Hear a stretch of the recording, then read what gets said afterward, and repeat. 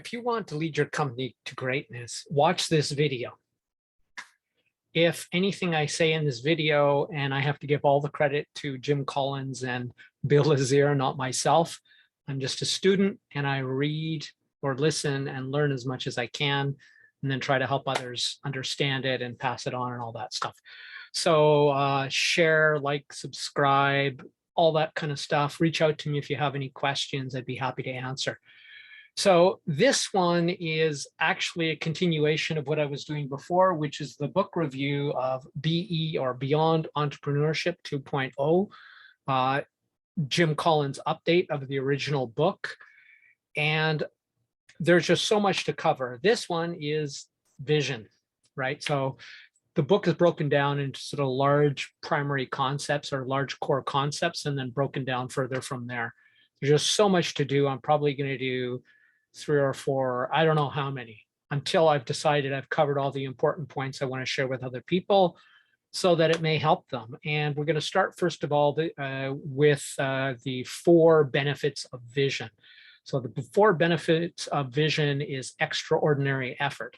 That is, they actually talk about the Constitution and how it was a vision for a country. I'm not American, but I got to at least agree with that. I don't think the US is extra special, but certainly that document is unique probably in history in the way that it has at least given guiding principles to which of which a country and a people can aspire, and that it's done a reasonably good job of doing so long after the actual visioneers, let's call them, have passed along. So, but if you think that your company really matters well beyond just, well, I come here, I work, I get paid, I don't get fired, I go home, I'm good, and I got benefits. Every company I've ever worked for, sadly, has been that way, which is why I've decided to create this consultancy. I want to create a company that doesn't suck, because sorry to say, everybody, most companies suck. Most of them are not the stripe that Jim Collins talks about in Good to Great. Though they could be, the leaders aren't interested enough in something beyond just money, profits, and treating people poorly.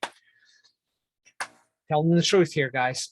So one of the benefits is the extraordinary effort you get when you have a clearly articulated vision that helps people understand my job matters. I'm making a difference in the world. So that's just a larger purpose. Okay. The next one is it gives context to strategic and tactical decisions.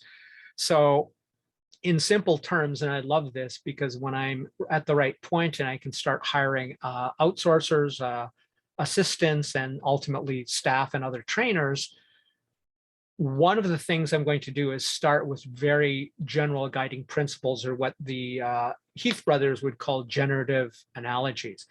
That is, in Disneyland, you are a cast member.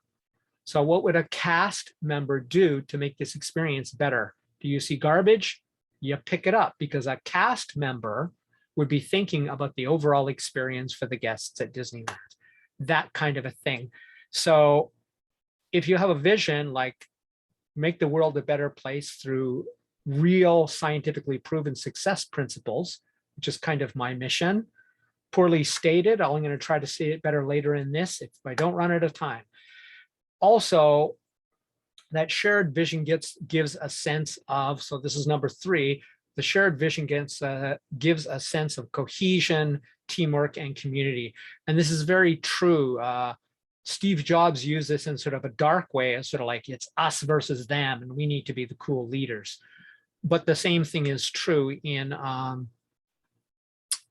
sure, I can't remember the name of the author right now. He's the fellow, he did The Coddling of the American Mind, which was a great book, but he did another book, and he and Robert Cialdini both talked about how by identifying with a group and doing things, activities, especially synchronous activities, that it creates group cohesion. So that's sort of the same principle, except this is a company cohesion at the company level, saying we're all headed towards this. And then that loops back to the context for strategic and tactical decisions. It was like, is doing this going to lead us in the direction this company is meaning to go, that we as this community are trying to go, right? And then so the other thing it does, and I've already touched upon this, is it allows the company to evolve past and beyond the lifetime and the supervision of the founders, which presumably is you if you're watching this, but it may not be. But I'm directing most of my stuff at leaders and aspiring leaders, and even people who are just leading their own lives, but especially leaders of larger companies or aspiring to lead large, great companies. Jim Collins is a guy you should all read if you haven't.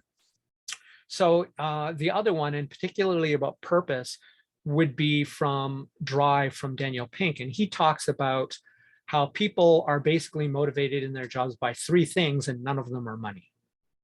You can't not make enough money to live, but money is not what motivates people to stay at a job and do above and beyond what they are required. And the requirements actually usually work against people being motivated. I'll tell you about that another time, but not in this video. And that is mastery, autonomy, and purpose. Now, this is the purpose, which could be looped back to the company purpose. If they feel like they're making the world an actually better place, saving lives, helping people, making people healthier, and they believe that, and the company and the leadership believes that, that will drive them to that exceptional levels of effort that was talked about before. So in the book, Jim Collins talks about the Collins-Porras vision framework. So Porras was obviously a co-author of an article about visionary companies and company vision that he refers to in the book. And it's interesting because he points out how most great companies actually had a mission statement or developed a vision, established a vision early, near when they were a small company. Maybe not at the beginning, though some did it then. Most great companies had a vision in place before they became great, before they became the large megacorps that Collins often cites, right? Though it doesn't prove it, it suggests, it's a correlation, but it suggests great companies, early vision. It suggests, but does not prove causally, that having a vision may cause, and certainly will not harm, your ability to make your company from a good company into a great company. So worst case scenario, you have a clear way of articulating what you do, what you as the leader care about, and what your mission is and how you hope to contribute to society beyond profits. That's the worst. The best is you show that it is in fact causally linked. That's a little tricky to do on past companies, but it isn't to do on present companies. If we started it today, made matched pairs like Jim does, and then went forward, mission included companies or companies with purpose and companies without that were comparable, we might be able to find more than just correlation, but evidence of causation. Okay, and then he talks about three parts, and damn, I'm not even going to get finished this. So vision is going to be a two-part one because I'm already down to a little over a minute. But he talked about vision, three parts essentially to vision in the order you use them. You start with vision, that is, what is our purpose? Where are we trying to go? That's the North Star, or what I always call an ultimate destination. Then that becomes the strategy, and then the strategy leads to the tactics, which is the boots on the ground, the actual immediately actionable solutions, as I call them, or specific concrete actions you can take to move towards that ultimate vision. Now, there's three parts within the vision, and that is core values and beliefs, mission, and purpose. And that's just about as far as we're able to go. So I'm going to continue from there tomorrow. And that's it. This has been Crush It Club 116 Vision. BE 2.0 book review, part one of Vision, a deep dive. My name is Tim B. Green. Bye for now.